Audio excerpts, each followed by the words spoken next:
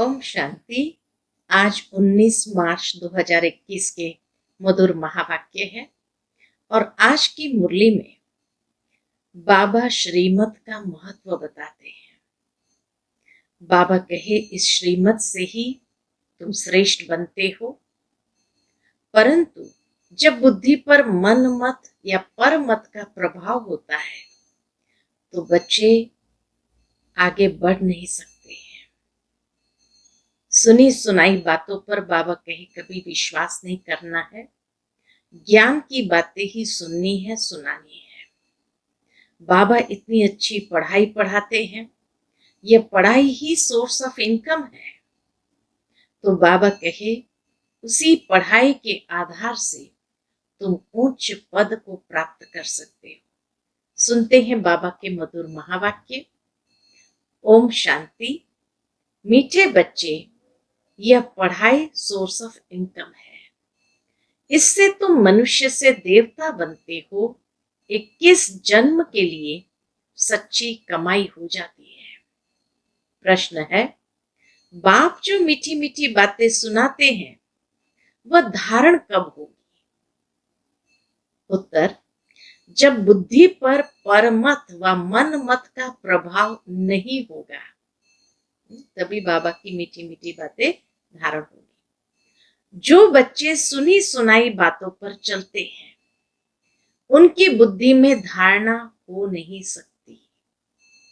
सिवाय ज्ञान के और कुछ भी कोई सुनाता है तो वह जैसे दुश्मन है, उनसे दूर रहना है।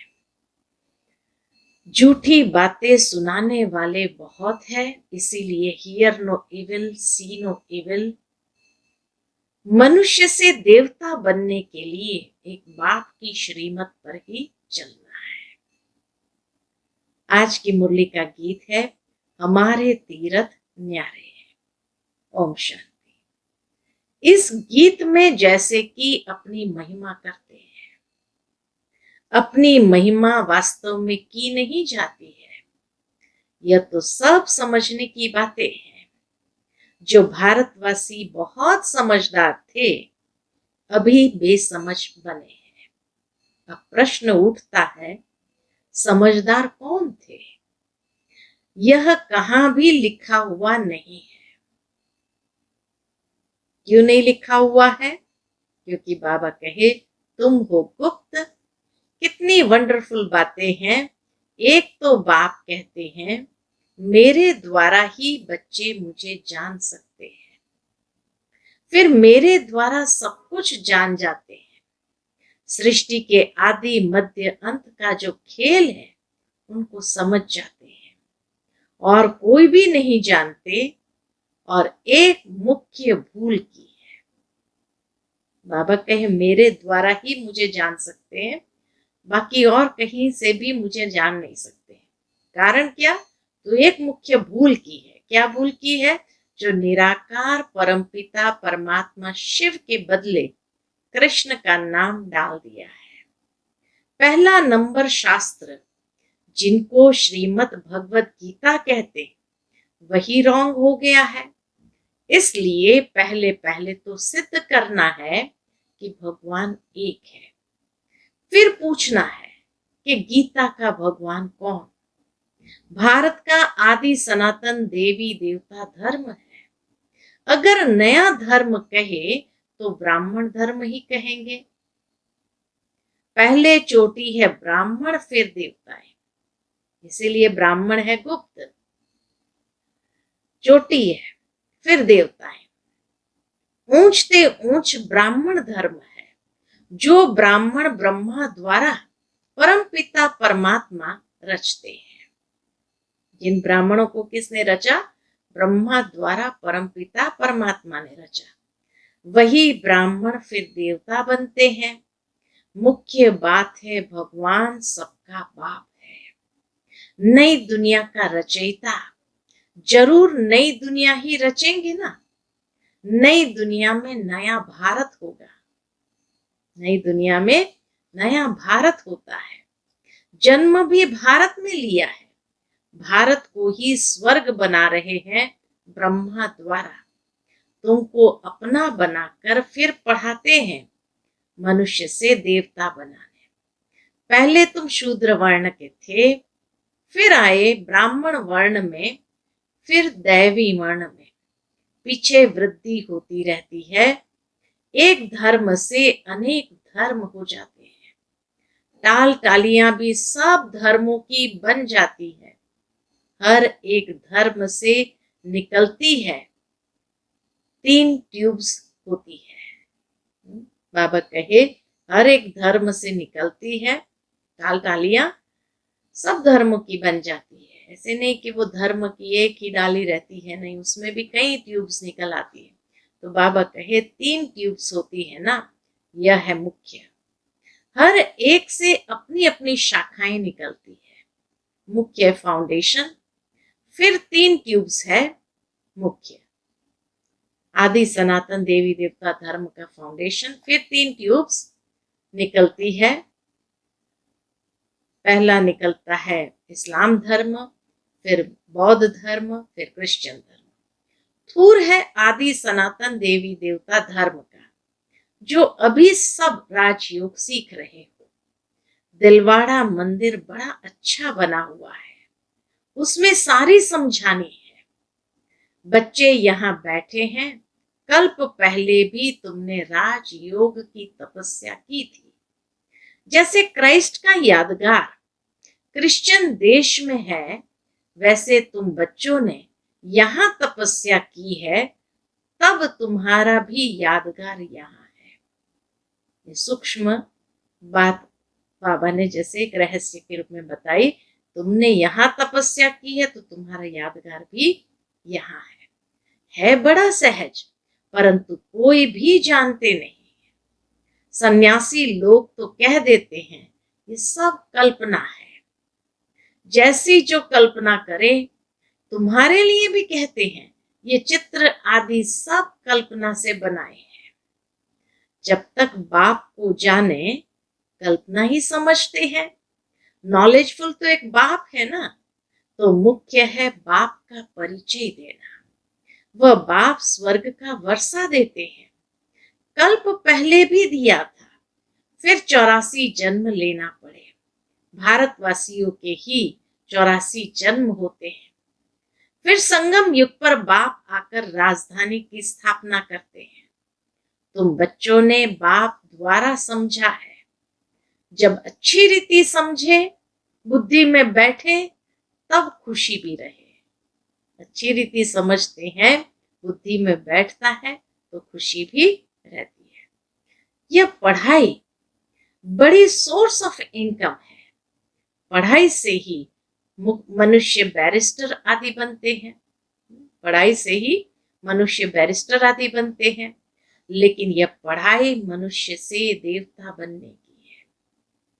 प्राप्ति कितनी भारी है, इन जैसी प्राप्ति कोई करा ना सके।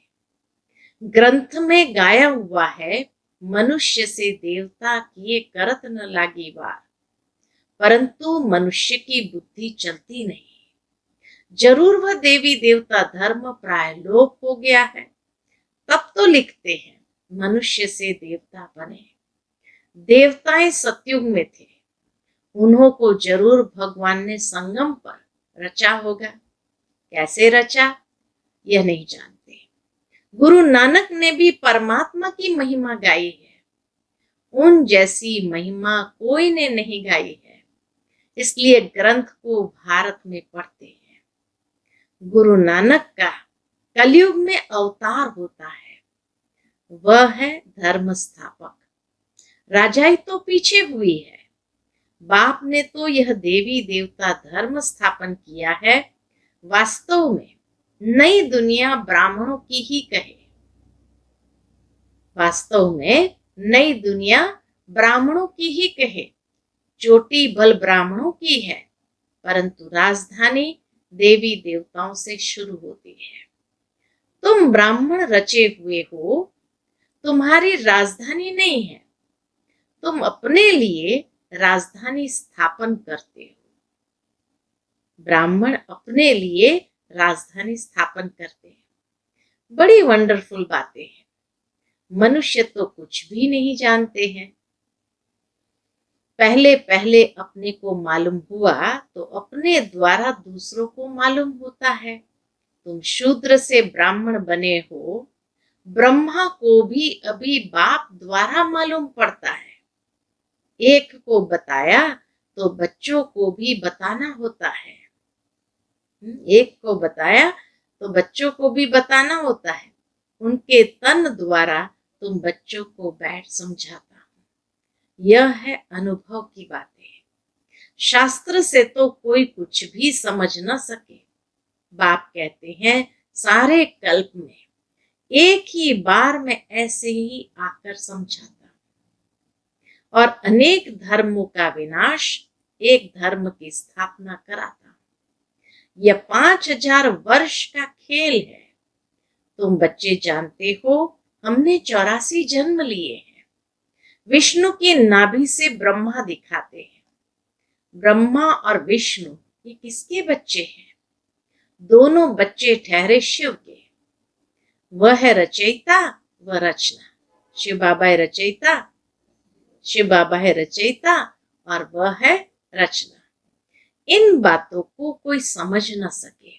बिल्कुल नई बातें हैं, बिल्कुल नई बात है। बाबा भी कहते हैं ये नई बातें हैं, कोई शास्त्र में ये बातें हो न सके। ज्ञान का सागर बाप है, वही गीता का भगवान है। भक्ति मार्ग में शिव जयंती भी मनाते हैं, सत्युग त्रेता में नहीं मनाते। तो जरूर संगम पर ही आते होंगे। यह बातें तुम समझते जाते हो और समझाते रहते हो। जो समझाने वाले बाप की महिमा है वह बच्चों की होनी चाहिए। तुमको भी मास्टर ज्ञान का सागर बनना है। प्रेम का सागर, सुख का सागर यहाँ बनना है। किसको दुख नहीं देना है, बहुत मीठा बनना है। तुम जो कड़वे एकदम जहर मिसल थे, सो तुम वाइसलेस ब्राह्मण बन रहे हो, ईश्वर की संतान बन रहे हो, विष से वाइसलेस देवता बन रहे हो। आधा कल्प तुम पतित बनते बनते अभी बिल्कुल जड़ जड़ीभूत अवस्था को पाए हुए हो। सड़े हुए कपड़ों को सटका लगाने से फटकर चीर चीर हो जाते हैं।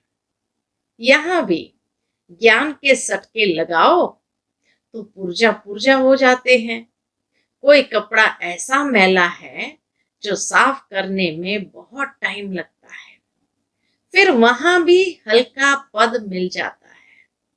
बाबा धोबी है, तुम भी साथ में मददगार हो, कपड़े धोने में मदद कर रहे हो। धोबी भी नंबरवार होते हैं, यहाँ भी नंबरवार है। धोबी अच्छे कपड़े साफ न करे तो कहेंगे ना कि यह तो जैसे हजाम है। आजकल कपड़े साफ धुलाने सीखे हैं। आगे गांवों में तो बहुत मैले कपड़े धुलाई होते थे। यह हुनर भी बाहर वालों से आया है। बाहर वाले कुछ इज्जत देते हैं, पैसे आदि की मदद करते हैं, जानते हैं ये बहुत बड़ी बिरादरी वाले हैं। अब नीचे गिरे हैं, गिरने वालों पर तरस पड़ता है ना। बाप कहते हैं तुमको कितना धनवान बनाया था, माया ने क्या हालत कर दी है। तुम अभी समझते हो हम विजय माला के थे, फिर 84 जन्म ले क्या जाकर बने हैं। वंडर है ना। तुम समझा सकते हो। तुम भारतवासी तो स्वर्गवासी थे, भारत ही स्वर्ग था, फिर नीचे गिरते गिरते नरकवासी भी बनना पड़े। अब बाप कहते हैं पवित्र बन स्वर्गवासी बनो। मन मना भव, मुख्य है मन मना भव। शिव भगवान वाच माम एकम याद करो। याद की यात्रा से तुम्हारे सब पाप नष्ट हो जाएंगे। शास्त्रों में लिखा है कृष्ण ने भगाया पटरानी बनाने, कृष्ण ने भगाया पटरानी बनाने। तुम सब पढ़ रहे हो, पटरानी बन रहे हो, परंतु इन बातों को कोई समझ नहीं सकते। अब बाप ने आकर बच्चों को समझाया है। बाप कहते हैं, मैं कल्प कल्प तुमको समझाने आता। तो पहले भगवान एक है, यह सिद्ध कर फिर बताओ गीता का भगवान कौन है। पहले बाबा का परिचय दो, फिर सिद्ध करके बताओ गीता का भगवान कौन है। राजयोग किसने सिखाया है? भगवान ही ब्रह्मा द्वारा स्थापना कराते हैं और विनाश फिर पालना कराते हैं। पहले स्थापना, फिर विनाश और फिर सतयुग में जाएंगे तो पालना कराते हैं। यह जो ब्राह्मण है वही फिर देवता बनते हैं। ये बातें भी समझ में उन्हों को आएंगी जिन्होंने कल्प पहले समझा है। सेकंड बाय सेकंड जो हुआ इस समय तक समझेंगे। ड्रामा में तुम्हें बहुत पुरुषार्थ करना है। यह तो बच्चे समझते हैं, अभी हमारी वह अवस्था हुई नहीं है, टाइम लगेगा। कर्मातीत अवस्था हो जाए तो फिर सब नंबर 1 पास हो जाए, फिर तो लड़ाई भी लग जाती, आपस में खिटपिट चलती ही रहेगी। तुम जानते हो, जहां तहां देखो लड़ने की तैयारियां कर रहे हैं, सब तरफ तैयारियां कर रहे हैं। तुमने जो कुछ दिव्य दृष्टि से देखा है वह फिर इन आंखों से देखना है। विनाश का साक्षात्कार किया है, फिर वैसे आंखों से देखेंगे।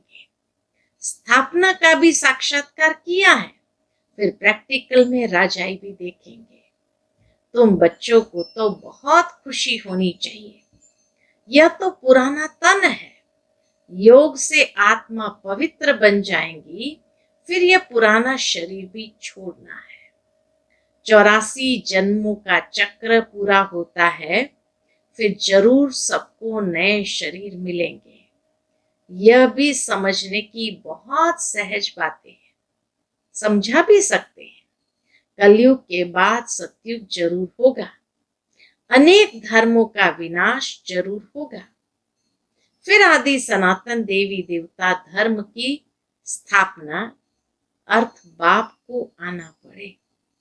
फिर आदि सनातन देवी देवता धर्म की स्थापना, अर्थ बाप को आना पड़े। अभी तुम ब्राह्मण बने हो, देवता बनने के लिए दूसरा कोई हो न सके। बाबा कहे दूसरे कोई हो न सके। तुम जानते हो हम शिव बाबा के बने हैं, शिव बाबा हमको वर्षा दे रहे हैं, तो ब्राह्मण ही जाए देवता बनते हैं। शिव जयंती माना ही भारत को वर्षा मिला, बाप से भारत को वर्षा मिला। शिव बाबा आया, क्या आकर किया? इस्लामी बौद्धि आदि ने तो आकर अपना धर्म स्थापन किया। बाप ने आकर क्या किया? जरूर स्वर्ग की स्थापना की। कैसे स्थापना की, कैसे स्थापना होती है सो तुम अभी जानते हो, फिर सतयुग में ये सब भूल जाएंगे। यह भी समझते हो 21 जन्म का वर्षा अभी हम ले लेते हैं। यह ड्रामा में नूंद है, बल वहां समझेंगे यह बाप है, यह बच्चा है। बच्चे को वर्षा मिलता है, परंतु ये प्रारब्ध है अभी की। भले वहां वर्षा मिलता है लौकिक बाप से, राजाई का, परंतु वास्तव में यह प्रारब्ध है अभी के पुरुषार्थ की। सच्ची कमाई कर 21 जन्मों के लिए तुम वर्षा अभी पा रहे हो। 84 जन्म तो लेने ही है। सतो प्रधान से फिर सतो रजो तमो में आएंगे। ये अच्छी रीति याद करने से फिर खुशी में भी रहेंगे। समझाने में बड़ी मेहनत लगती है, जब समझ जाते हैं तो उनको बड़ी खुशी होती है। जो बच्चे अच्छी रीति समझते हैं वह फिर बहुतों को समझाते रहते हैं, कांटों को फूल बनाते रहते हैं। यह है बेहद की पढ़ाई। वर्षा भी बेहद का मिलता है, फिर इसमें त्याग भी बेहद का है। वर्षा भी बेहद का है, पढ़ाई भी बेहद की है और इसमें त्याग भी बेहद का है। गृहस्थ व्यवहार में रहते सारी दुनिया का त्याग करना है, क्योंकि तुम जानते हो ये पुरानी दुनिया खत्म होनी है। अब नई दुनिया में जाना है, इसलिए बेहद का संन्यास कराते हैं।